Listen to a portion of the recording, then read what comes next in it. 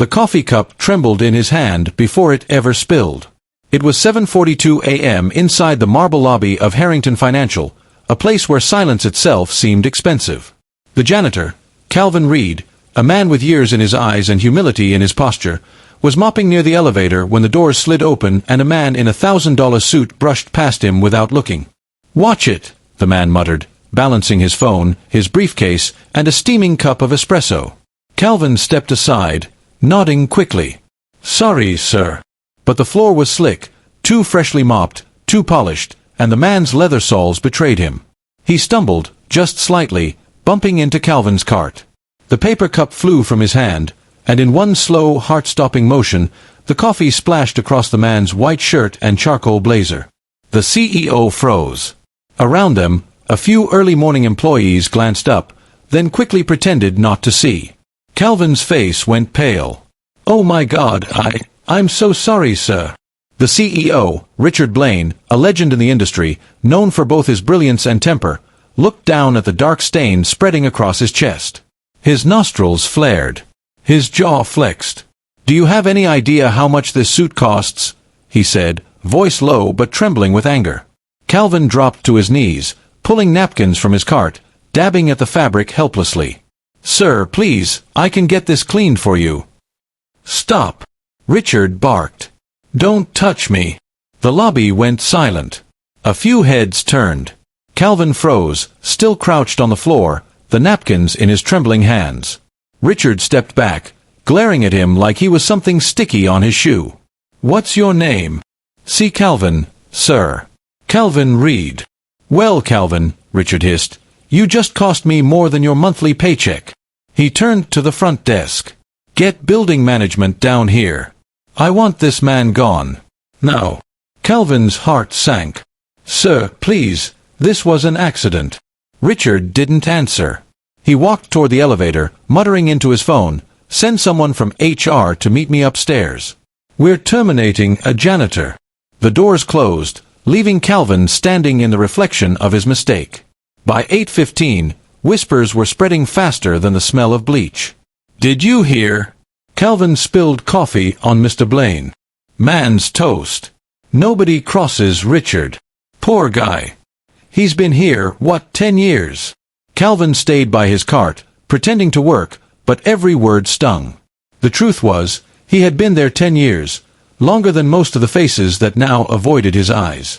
He'd seen employees come and go, cleaned up after promotions, parties, layoffs. He was invisible until someone needed something wiped. And yet, he was proud of what he did. It was honest work. Until today. At 9:05, the building manager, Ms. Flores, approached. She had that tight smile of someone carrying bad news they didn't want to deliver. "Calvin," she began softly, "Mr. Blaine called HR. They want to see you upstairs." He nodded, quietly folding his rag and placing it on the cart. "I understand." They rode the elevator in silence to the top floor, the one he had never been to. As the doors opened, he saw what wealth looked like up close. Glass walls, city skyline, desks made of polished oak, and a conference table that could fit an entire family. Ms. Flores led him into an office where 2 HR officers sat waiting beside a woman in a gray suit, typing notes on a laptop. "Mr. Reed," one of them began, "we've reviewed the incident this morning. Mr. Blaine has requested immediate termination." Calvin swallowed. "I understand, but please, I didn't mean to." "I'm sorry," the other officer interrupted. "Accident or not, it caused damage to company property and disrupted operations. You'll receive your final paycheck today." He looked around the room, trying to find an ounce of empathy. There was none. "May I speak to Mr. Blaine myself?" he asked quietly. "I'm afraid he's in meetings all morning." Calvin nodded again. "All right then." He turned to leave, eyes stinging but posture still straight. As he stepped out, he noticed a young assistant hurrying by with a tray of fresh coffee, 6 cups balanced carefully, all labeled Blaine. She didn't see him. She bumped his shoulder, spilling a drop on the floor. He smiled faintly. "Careful, it's slippery." She blinked, flustered. "Oh, sorry, sir." "Sir." It was a small word, but it hit deep. By noon, Calvin had packed his things, a few old tools, his gloves, and a faded photo of his wife who passed 5 years ago. He stood by the back door, watching the sunlight pour through the glass. Ms. Flores found him there. "Calvin, I'm so sorry. You didn't deserve this." He gave her a tired smile. "It's okay. Life doesn't always ask if we're ready." She hesitated. "There's something you should know. The company's been under review. A new board member is visiting today. They say he's here to evaluate leadership." Calvin tilted his head. "Evaluate?" "Yeah. Big changes coming. They've been talking about accountability, ethics, stuff we don't usually hear upstairs." He chuckled softly. Maybe someone finally noticed. "Take care of yourself, Calvin," she said, squeezing his shoulder. He left the building quietly.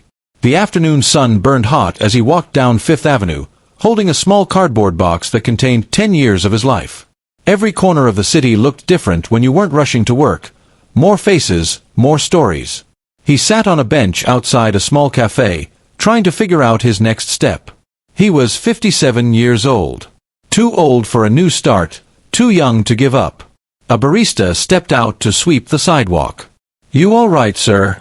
she asked. Calvin smiled faintly. "Just thinking about how one cup of coffee can change your whole life." She laughed. "I feel that." Meanwhile, on the top floor of Harrington Financial, Richard Blaine was pacing his office, still furious. "Get me that quarterly report," he barked. "And where's that board rep?" "I don't have all day." His assistant stammered.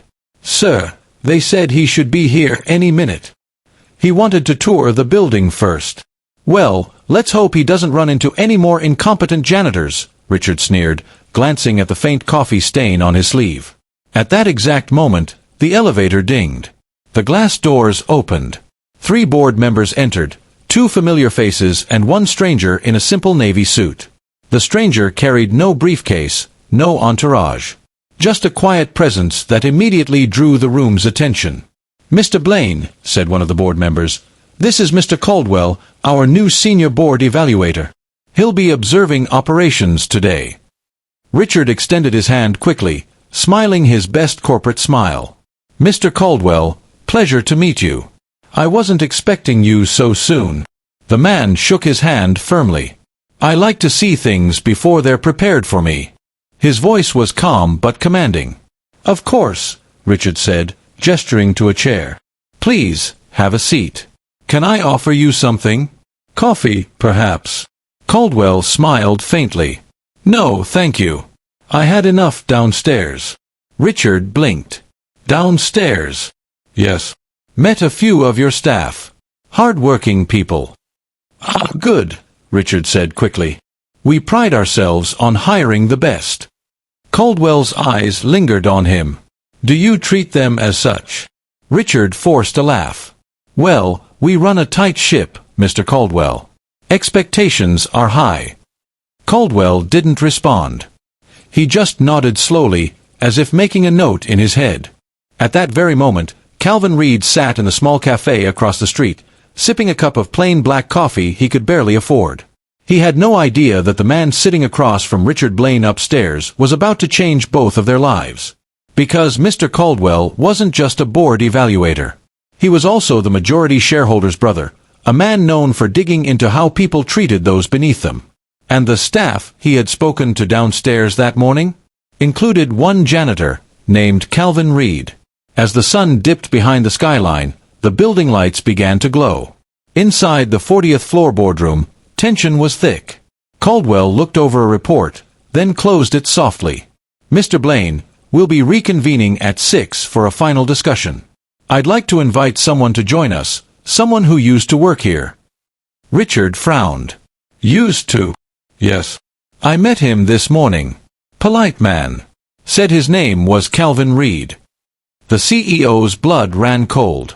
"Excuse me," he said sharply. "That man was fired." Caldwell looked up calmly. "I know.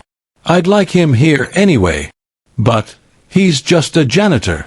The room fell quiet. Caldwell leaned forward, eyes steady. "Mr. Blaine," he said softly, You'll soon learn that how you treat a janitor says more about your leadership than any number on a report. Richard opened his mouth to speak, but no words came. Caldwell stood, buttoning his jacket. Have him here by 6. Then he left the office. Outside, Calvin's phone buzzed. A number he didn't recognize. "Mr. Reed," said a calm voice. "This is Mr. Caldwell from Harrington Financial. I'd like you to come back to the building this evening. There's a meeting I'd like you to attend." Calvin blinked. "Sir, I don't work there anymore." "Just come," Caldwell said. "You'll understand why soon." Calvin hesitated. Then, "All right." As the call ended, he looked across the street at the tall glass building glowing in the dusk. For the first time since morning, he felt something unfamiliar stirring in his chest. Hope. The night lights of the city flickered against the mirrored surface of Harrington Financial Tower, painting streaks of gold across the glass. Inside, the air on the top floor was still, too still. Richard Blaine sat in his office, pretending to read a quarterly report but hearing only the echo of one name in his head. Calvin Reed. That janitor had been gone for hours, but somehow his presence clung to the building like a stain Richard couldn't scrub out. His assistant peeked in nervously. "Sir, the board meeting's in 15 minutes. Mr. Caldwell requested the large conference room." Richard looked up. "Is that man coming?" She nodded. "Yes, sir. He's downstairs now." Richard's jaw tightened. Unbelievable. He stood, straightened his tie, and stared at himself in the mirror. The faint shadow of the morning's coffee stain had been professionally treated, but he still saw it, dark, ugly, mocking him.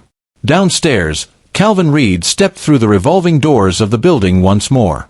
The security guard, the same one who'd watched him leave that morning with a box in his arms, blinked in surprise. "Mr. Reed." "Evenin', Marcus," Calvin said quietly. "Got a call to come back." The guard frowned. "They makin' you clean overtime after firing you?" Calvin smiled softly. "Something like that." He rode the elevator up alone, each floor number glowing like a heartbeat in the silence. When the doors slid open, the top floor looked different now. Not brighter, not grander, just smaller. Mr. Caldwell was waiting near the conference room doors. "Calvin," he said with a warm nod. "Thank you for coming." "Didn't know I had a choice," Calvin chuckled nervously. "You always do," Caldwell replied. "Tonight, I just want the truth." The conference room was already filled when they entered. Richard sat at the head of the table, flanked by board members in suits that matched his arrogance. The room smelled of tension and espresso. When Calvin stepped in, every head turned. Some in surprise, others in judgment. Richard spoke first. "Mr. Caldwell, with all due respect, this is highly irregular. This man is a janitor who was dismissed for cause." Caldwell ignored him. "Sit down, Calvin." Calvin hesitated, then took a seat, far from the table, almost in the corner. He didn't belong there, and everyone knew it. Caldwell folded his hands. "Before we discuss performance numbers, I want to talk about culture. About respect. About how leadership is seen from the ground floor up." He looked directly at Richard. "This morning, I entered your building unannounced. I spoke with staff, maintenance, security, reception. Do you know what I found?" Richard forced a smirk. "I'm sure they were happy. We compensate them well." Caldwell's voice hardened. "They're terrified of you." The room went quiet. One board member cleared his throat. "Mr. Caldwell, perhaps we should." "No," Caldwell said. "You'll listen. This company's numbers may look strong, but its foundation is rotting. Fear is not leadership, Mr. Blaine." Richard's mask cracked for the first time. "With all due respect, you don't know how I run my company." "Oh, I do," Caldwell said calmly. "I saw it this morning. I saw a janitor beg for mercy after an accident. I saw him humiliated in front of employees who were too afraid to defend him. And I saw you fire him like trash for a spill that could have happened to anyone." A ripple of discomfort moved through the room. Richard glared at Calvin. "He cost me thousands in damages and wasted my time." "He cost you your dignity," Caldwell interrupted sharply. And that's something money can't fix. Calvin shifted in his chair. Mr. Caldwell, please, I don't want no trouble. Caldwell raised a hand. You deserve to be heard, Calvin. Tell them what happened. Calvin looked down at his hands. They were calloused, cracked from years of scrubbing tile and hauling buckets. I was mopping the floor like I do every mornin', he began. He came through, rushed, lookin' busy. He slipped a bit, coffee went flyin'. I said sorry. But it wasn't enough. I lost my job over a spill. He exhaled, his voice trembling but steady. I didn't mind cleanin' floors. I just wanted to be treated like a person. One of the board members shifted uncomfortably. Another avoided eye contact. Caldwell nodded slowly. Thank you, Calvin. He turned to Richard. Tell me, Mr. Blaine, did you even ask for his side of the story? Richard's lips thinned. I don't have time to interview janitors. We have standards here. Caldwell's voice softened, but it cut deeper. Maybe that's the problem. You think decency is optional when you're powerful. The door opened, and another assistant entered, whispering something to a board member before leaving. The member leaned toward Caldwell. He's here, he said quietly. Caldwell nodded. Good. Bring him in. The door opened again, this time revealing an elderly man in a gray sweater, walking with a cane. The entire board rose out of respect. Richard's face drained of color. Mr. Harrington, sir? Arthur Harrington, the original founder and namesake of the company, entered the room with a gentle smile. Evening, everyone. Don't stand on my account. I'm just here to listen. Richard stumbled over his words. Sir, I didn't know you were coming. Arthur waved it off. I didn't plan to, until my brother told me what he saw this morning. He took a seat beside Caldwell, his old eyes landing on Calvin. So you're the janitor everyone's talking about? Calvin nodded respectfully. Yes, sir. Or I was. Arthur smiled faintly. I remember faces, son. You've been with us since the merger, haven't you? Always here before sunrise. Yes, sir, Calvin said softly. Arthur mused, leaning back. Funny thing, loyalty. Hard to find, easy to throw away. The room felt heavier now. Richard tried to steer it back. Mr. Harrington, with all due respect, this is unnecessary drama. We're here to discuss company performance, not. Arthur cut him off gently. Performance is the sum of people, Richard. When you forget that, everything else collapses. He looked around the table. When I built this company, I didn't hire suits. I hired hearts. Because hearts build trust. Trust builds legacy. You've done well growing numbers, but you've starved the soul of this place. Richard's hands clenched under the table. Sir, I've increased profits by 20%. The board approved every decision. Arthur's voice was soft, but final. And yet, here we are, defending cruelty over a cup of coffee. Silence. Calvin stared at the table, unsure if he should stay or slip out quietly. Then Arthur turned to him. Calvin, tell me, why did you stay all these years? Calvin hesitated. Because this place used to feel like family, sir. Before the new management came, we mattered. People smiled. We had names, not ID numbers. Arthur nodded slowly. That's what I thought. He turned to his brother. Caldwell, you have the paperwork? Caldwell slid a folder across the table. Right here. Arthur looked at Richard. Effective immediately, you're being placed under investigation for workplace misconduct and ethics violations. Pending review, your position is suspended. Richard shot up from his chair. What?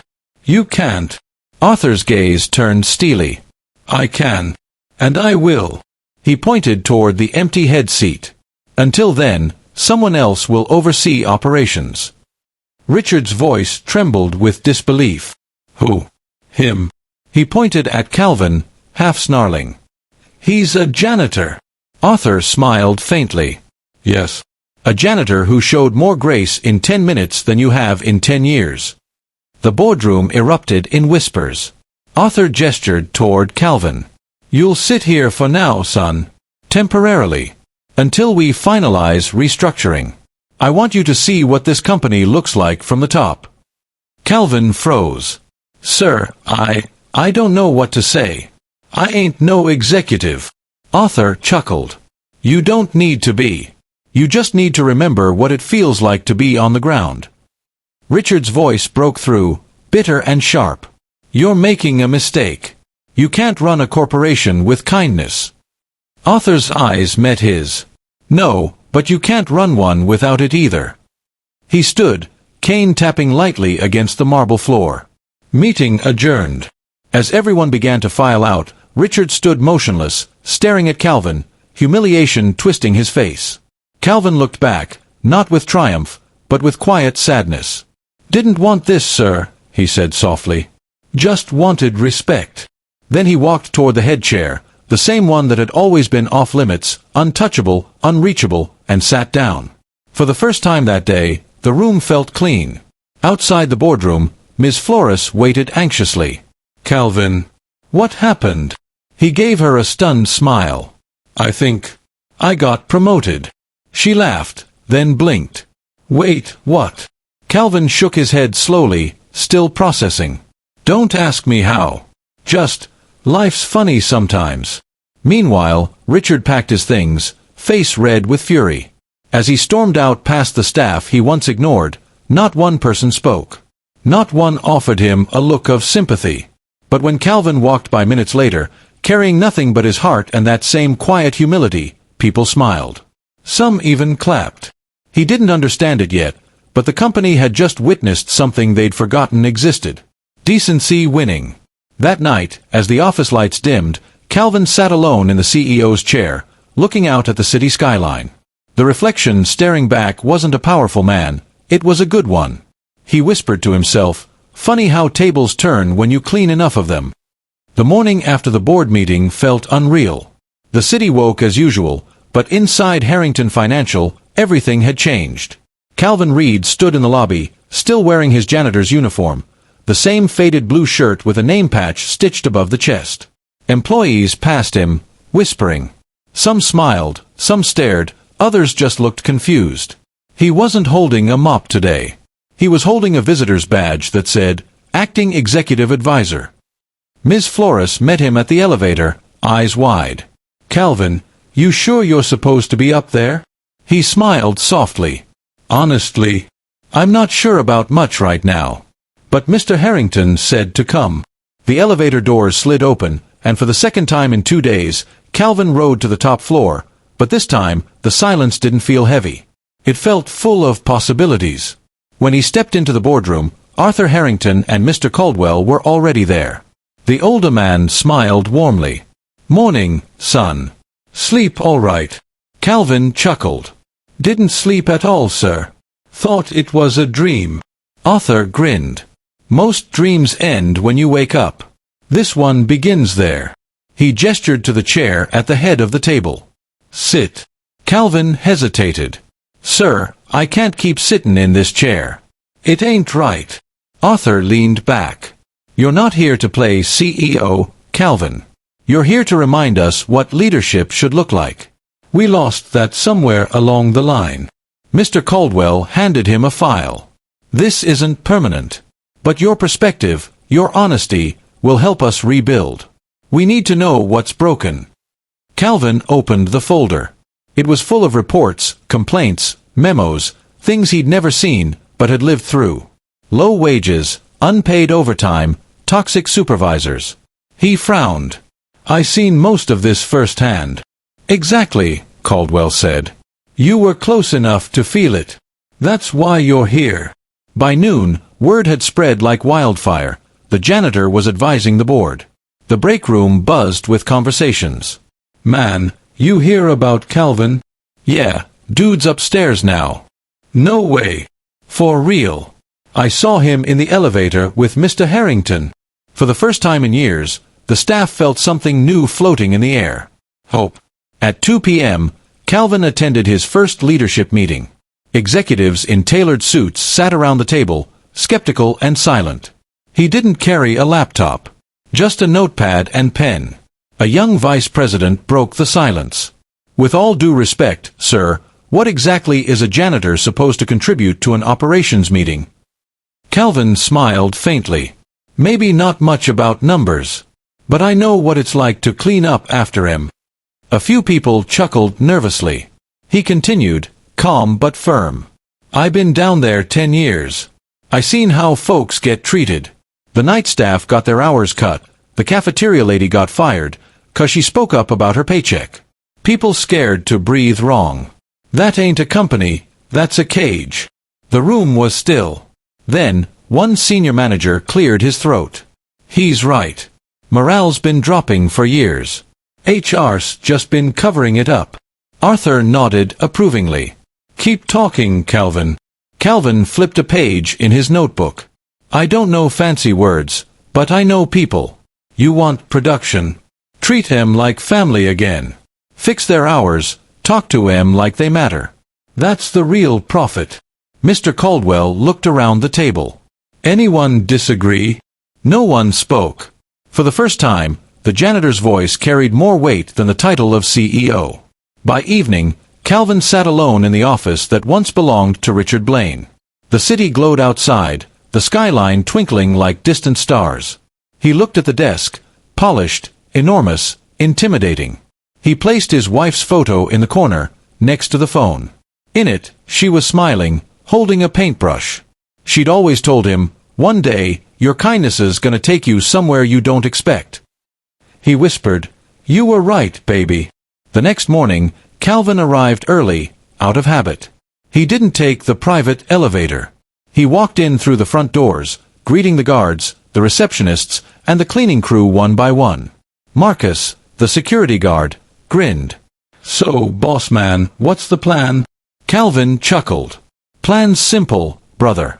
We're gonna fix what's been dirty around here. Days passed, and the company began to shift. Calvin's influence was quiet but powerful. He ordered free meals for staff on Fridays. He reinstated overtime pay for the night crew.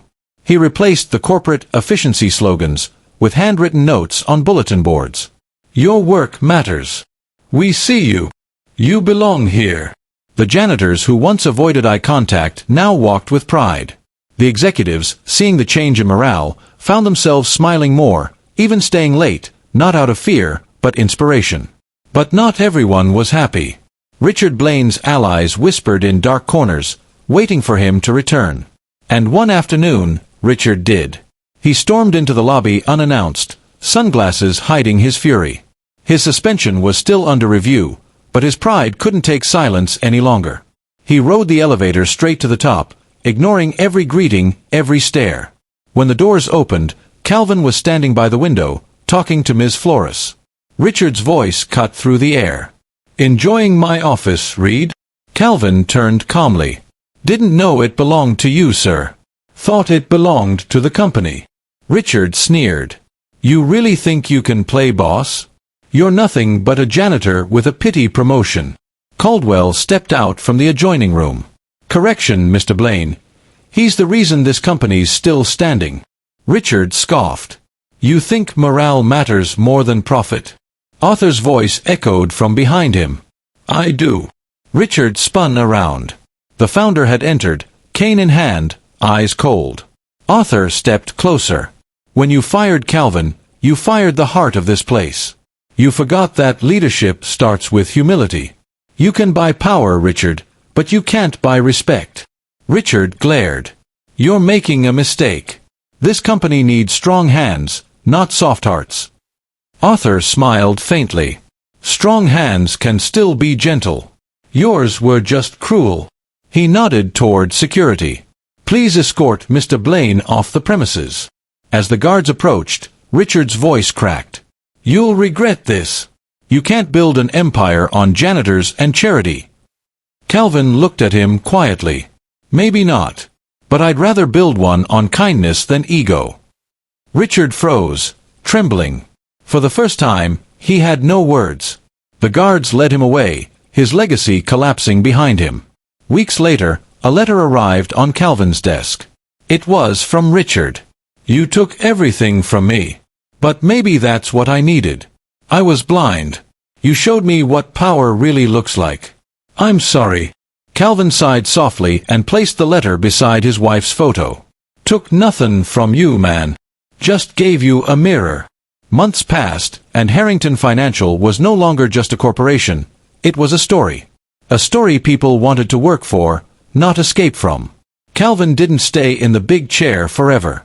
He helped hire a new CEO, one who shared his vision, and returned to a quieter role as head of employee relations. But his name became legend in the company's halls. New hires heard about him before orientation. Old staff told the story like scripture. The janitor who became CEO for a day.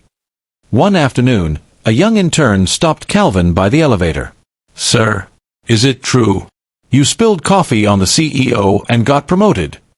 Calvin laughed. "Don't believe everything you hear, son. I didn't get promoted for spillin' coffee.